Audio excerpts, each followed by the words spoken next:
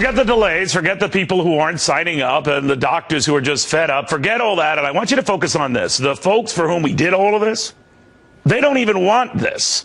It's a story you're not hearing, and the one the White House is not discussing, and the mainstream media certainly not reporting. The uninsured, a lot of them want to stay that way.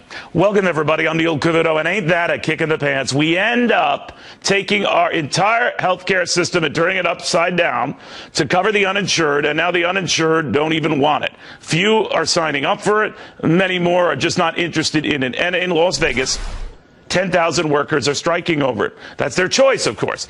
But don't you find it incredible that the very folks for whom we moved heaven and earth to get them covered don't even want the coverage? We should have taken out a taxpayer insurance policy on the health insurance policy, but we didn't. And now we face the glaring reality that even under the best of circumstances, up to 30 million Americans will still end up uninsured. Wasn't that the whole purpose of this? Yikes.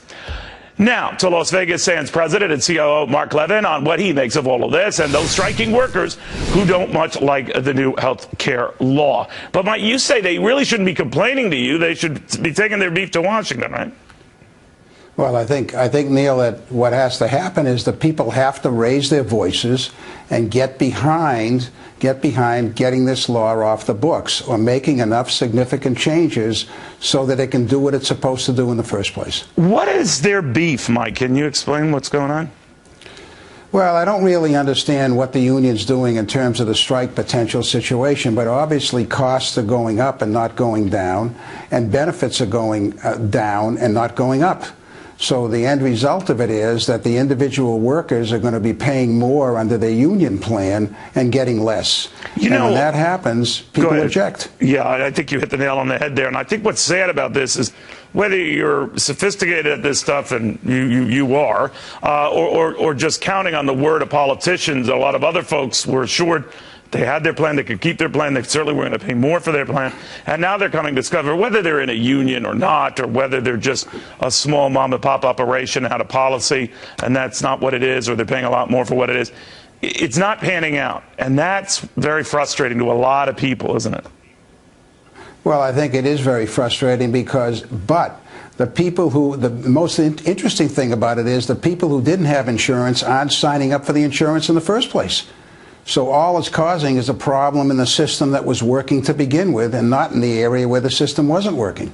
You know, I'm trying to relate it to what it would be like in your industry, but if you build this gigantic casino and no one goes to it, but we did a giant healthcare law, and it was mainly intended to get all the uninsured insured, and when all is said and done, we're going to have about as many uninsured as we did going in.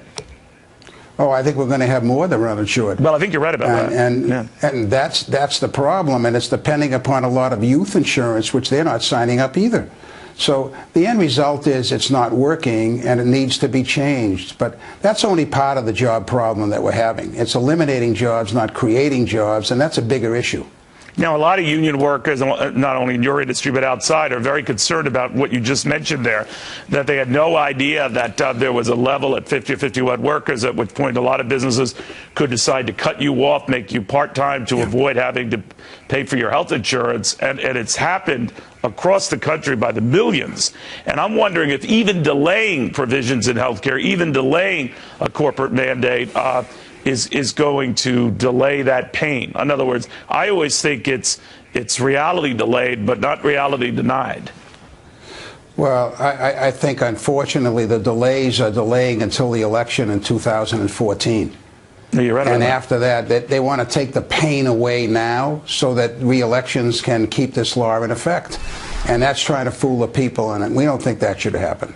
What do you think the fallout will be from this? Just that you run a business, and your success has been just, you have to have something appealing for people to go to, for customers to go to, for people to just invest in, period.